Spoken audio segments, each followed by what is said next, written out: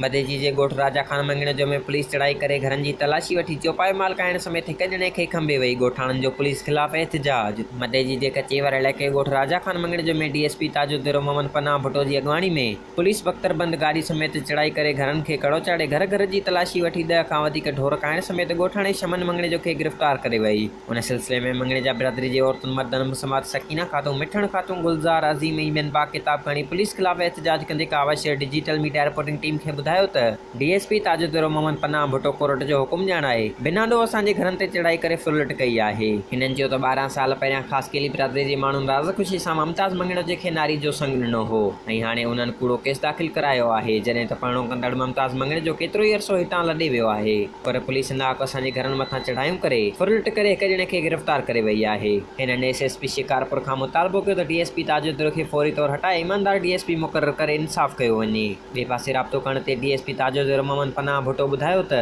High court जे हुकुम ते नारी फरज़ाना ख़ासि केली जी बाज़ाबी लाइ चढ़ाई कई वई। चढ़ाई दौरान नारी बाज़ाब न थी सघे ऐं नई का गिरफ़्तारी अमल में अची सघी आहे। वहीद जोखियो कावशेर डिजिटल मीडिया रिपोर्टिंग टीम मदेजी।